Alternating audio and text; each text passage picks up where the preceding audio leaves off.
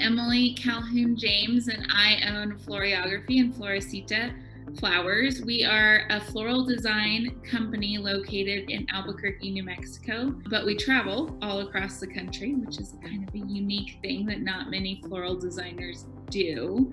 Floriography is more of a high-end luxury wedding planning, design, and floral installation company. Florecita is our smaller sister company who produces small-scale weddings and events, floral designs for weddings and events based off of an a la carte menu and seasonal color palettes that are particularly focused on agricultural products that New Mexico is famous for. For example, one of our color palettes is called pecan. We also have cotton and pomegranate. So our color palettes are very much based and rooted in the agricultural history of New Mexico and what we think are so beautiful. The things that I love to talk about, I love talking about business in general, but what I get so excited talking about is strategy and branding. Particularly for us, branding has been incredibly important for finding our ideal client for both of our businesses, and that has been, different strategies for each company. But it has been just one of the great joys of running and operating a business is figuring out who that client is and how we can get their attention and make them lovers and believers, as we call them in our world. So that's what I love to work with mentees at the Arrowhead Center about. What insights and advice do you have for businesses at this time? I think the root of it is going back to your values, why you started a business and why you're doing what you're doing. And I think in times of crisis, we all tend to go back to our values. When you don't know what to do, you go back to your foundation. And so for us and many of the businesses we work with, it's just been kind of going back to the basics and thinking about what were the bones that built us. For us in particular, it was about, supporting at local farms and seasonally grown product and flowers. And so that's been a thing that's helped us pivot and get a lot of clarity right now in a time that is difficult and in a lot of transition, but feeling like we built a very solid foundation with values, including trust and integrity, kindness, collaboration, which is huge, and community. We've been kind of thinking about, what can we do right now that is safe and distanced, but still connects with our community and goes back to supporting our farmers and is collaborative within, our network and our community of vendors that we work with and our clients as well. So I think going back to your values and your foundation that you built and the why that you started your business, like the super deep down sort of visceral why, really has helped give us some stability and some focus in a time where you feel like you're just upside down and being flung all over the place. But it's really helped us feel a little bit more at peace and focus on how we're going to reinvent ourselves right now.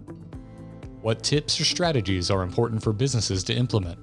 I love this question because we're about action. It's like, what can we do? Let's do something. And I think the first step is actually doing nothing, which sounds a little crazy, but I think I'm looking at this time as a gift of rest and just a time to take care of myself and my team and to take a break.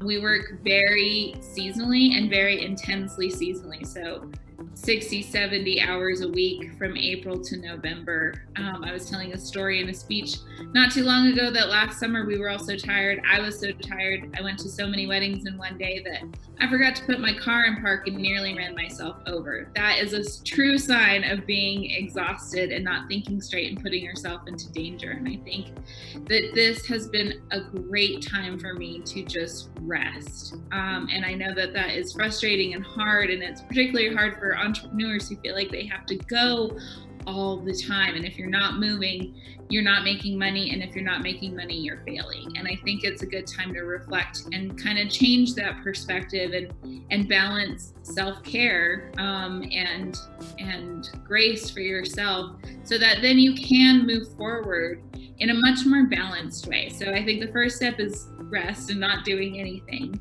The other more active things, now that we've taken this time to rest, that I've been doing with my team is a lot of education.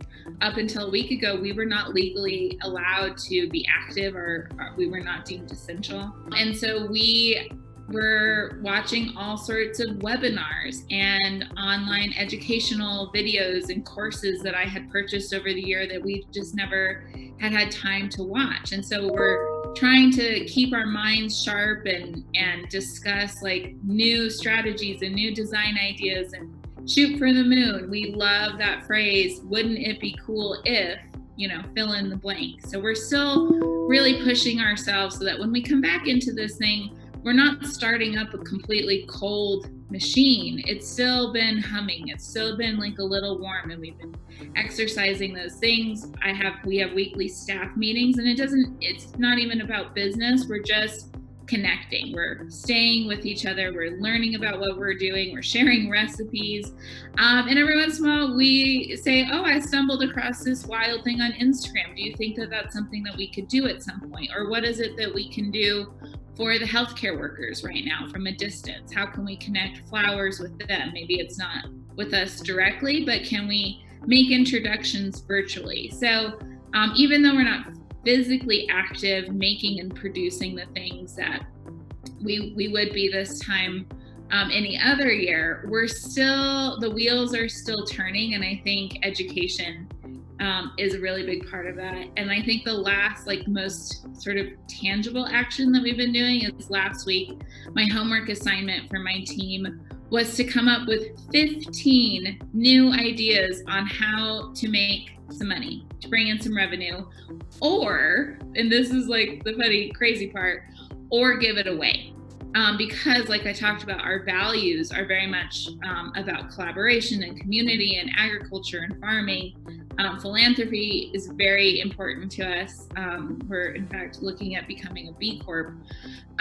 So part of that was 15 ideas. First, let's make the money, and then let's figure out how to reinvest that into our community. And the 15 ideas, that idea came from Simon Sinek, I think is his name. He's a great speaker and author. He has a book about finding your why. So if you need to start there, start there. But the 15 ideas are helpful because everyone's going to come up with the same 3 or 4. And once you start getting up into the teens, that's when real wild creativity starts to happen and we start thinking outside the box. What resources can businesses look to for support? As someone who I didn't get my MBA, but I like to think that I got it from podcasts, driving on the road back and forth between Albuquerque and Las Cruces, all those years of commuting. And so I think podcasts, books on tape, Audible, listening to books, I guess you could say, reading them the old-fashioned way, signing up for every webinar. I mean, there's a million webinars every single day about all sorts of things, about the PPP loan, about how to handle your team, about how to apply for unemployment, about how to get creative, how to redo your website and your social media. I mean, those are all the things right now that we should be working on.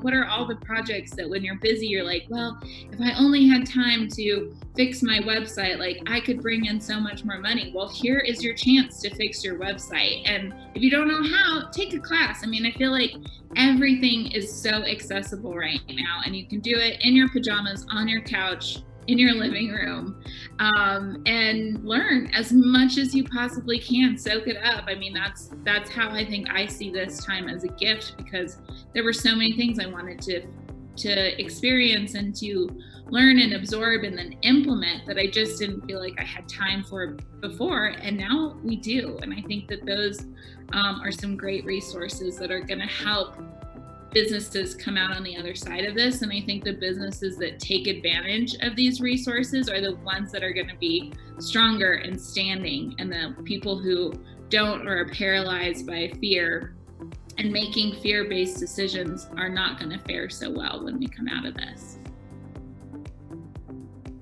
I want to sort of spread this feeling, if I can, of hope and positivity. I think that, again, tapping back into your values, loving the people who are around you, giving back. Philanthropy is a huge thing. I think we're going to get back what we put in. And I think right now is a good time to kind of like do what you can to help other people, because those people are going to really help us when we need it later. So stay true to who you are. Remember why you got into this in the first place, and focus on your roots and your values and your why, and love your community while you're doing it. That's it. Take care. This video was brought to you by the New Mexico Economic Development Department, Office of Science and Technology. Discover more resources to support your business at arrowheadcenter.nmsu.edu.